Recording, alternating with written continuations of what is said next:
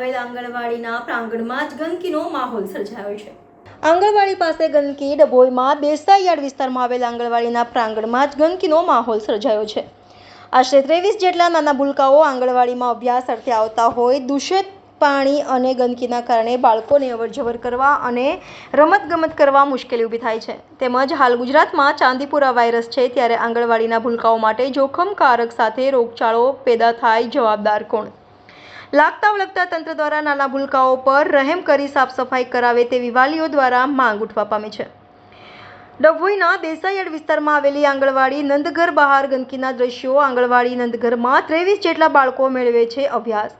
ગંદકી અને દૂષિત પાણી ભરાયેલા જોવા મળ્યા હતા, તેમજ ગંદકીના કારણે વાલીઓ બાળકોને આંગણવાડી મોકલવા અંગે ચિંતા અનુભવે છે। દૂષિત પાણી અને ગંદકીમાં મચ્છર માખીઓનો મોટા પાયે ઉપદ્રવ જોવા મળ્યો હતો, જ્યારે કે હાલમાં ગુજરાતમાં ચાંદીપુરા વાયરસે પગપેસારો કર્યો છે, ત્યારે આંગણવાડીના ભૂલકાઓ બીમાર પડવાની સંભાવનામાં વાલીઓ જણાય છે। વાલીઓએ જણાવ્યું હતું કે બાળકો રોગચાળાના ભરડામાં સપડાય તો જવાબદાર કોણ?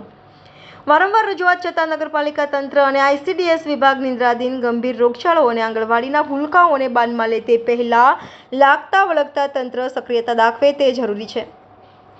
ડભોઈ નગરપાલિકાના સત્તાધીશો માત્ર ફોટા પડાવવામાં રસ હોય એવું લાગી રહ્યું છે। વારંવાર રજૂઆત કરવા છતાં પણ આંગણવાડી પાસેના કચરાનું કોઈ નિકાલ આવતું નથી, જેને લઈને આજે ભરેલા વાલીઓ અને સંચાલિકોએ મીડિયા સમક્ષ આક્રોશ ઠાલવ્યો હતો। એક તરફ વિદ્યાર્થીઓને ભણશે ગુજરાત આગળ વધશે ગુજરાત એ સૂત્ર માત્ર કાગળ પર સારો લાગે છે। શું તંત્ર જાગશે કે પછી કોઈ મોટો રોગચાળો ફેલાશે ત્યારે જાગશે? અહીંયા રેલવે સ્ટેશન આગળ દેસીયાર્ડમાં આંગણવાડી આવેલી છે, તો આ આંગણવાડીની આજુબાજુ બહુ જ ગંદકી થઈ ગઈ છે અને અમે નગરપાલિકામાં રજૂઆત કરીએ છીએ। જે આવે છે અને થોડું કચરો આમથી આમ કરીને ભરીને લઈ જાય છે અને અહીંયા આગળ બહુ જ ગંદકી અતિ એવાની એવી થઈ જાય છે પાછી। તો અહીંયા અમારે આંગણવાડીમાં 23 બાળકો આવે છે, જે બાળકો ગંદકીને લીધે વાલીએ મોકલતા નહીં। જે એવું કહે છે કે અહીંયા બહુ ગંદકી છે એટલે મચ્છર છે અને બહાર અમે રમવા બી કાઢતા નહીં બાળકોને, અને વાલી એવું કહે છે કે ગંદકી બહુ છે એટલે અમે બાળકોને નથી મોકલતા। તો એવું કહે છે કે ગંદકી તમે કંઈક કરો એમ, એટલે એવું કહે છે કે આ ગંદકી તમે હટાવો પહેલાં, પછી અમે બાળકોને આંગણવાડી પર મોકલીએ। જે બહાર બી એટલી બધી ગંદકી છે અને મચ્છર બી એટલા બધા છે અને ઝાડખા બધા છે, બહુ ઝાડવા ઉગી ગયા છે, એટલી બધી ગંદકી છે। તો બધા વાલી એવું કહે છે, એટલા માટે અમે એવી આશા કરીએ છીએ કે આ ગંદકી કાયમ માટે આ ગંદકીનું કંઈ નિવારણ આવી જાય અને સારું થઈ જાય એવી આશા અમે રાખીએ છીએ।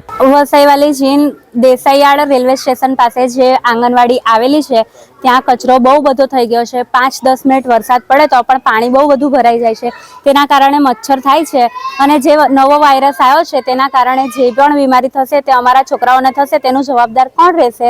અમે આંગણવાડીવાળા બેનને રજૂઆત કરી છે, પણ એ એવું કહે છે કે આવી જશે। કેટલી વાર કહીએ છીએ તો પણ એ એક જ રિપ્લાય કરે છે કે આવી જશે। ક્યારે આવશે અને ક્યારે પગલાં લેવામાં આવશે તેના બદલ? અને જે નવો વાયરસ આવ્યો છે તે વાયરસ અમારા છોકરાઓને થશે તેનું જવાબદાર કોણ રહેશે? અને 4-5 વિસ્તારમાં જે પણ થયું, આંગણવાડી આવેલી છે 4-5 વિસ્તારના છોકરાઓ આવે છે, એના કારણે અમે રજૂઆત કરીએ છીએ કે અહીંયા સાફ સફાઈ કરે અને મચ્છરો બહુ બધા થઈ ગયા છે, પાણી ભરાઈ ગયું છે, ઝાડ ઝાકળ થઈ ગયા છે, કચરો પણ અહીંયા જ નાખે છે લોકો, તેના માટે અમે રજૂઆત કરીએ છીએ કે અહીંયા સાફ સફાઈ કરાવો। તમે આંગણવાડી બહેનોને રજૂઆત કરી છે? હા, અમે આંગણવાડી બહેનોને રજૂઆત કેટલી વાર કરી છે, એ એક જ રિપ્લાય કરે છે કે આવી જશે। અહીંયા ક્યારે આવશે અને ક્યારે સાફ સફાઈ કરશે? અહીંયાના છોકરાઓને કેટલી તકલીફ પડે છે આવવા જવામાં। અહીંયા બહાર રમે છે, એ લોકો અહીંયા રમે છે, ત્યાં કાદવ કીચડ બહુ બધું થઈ ગયું છે, પાણી પણ ભરાઈ ગયું છે, તેના માટે અમે રજૂઆત કરીએ છીએ।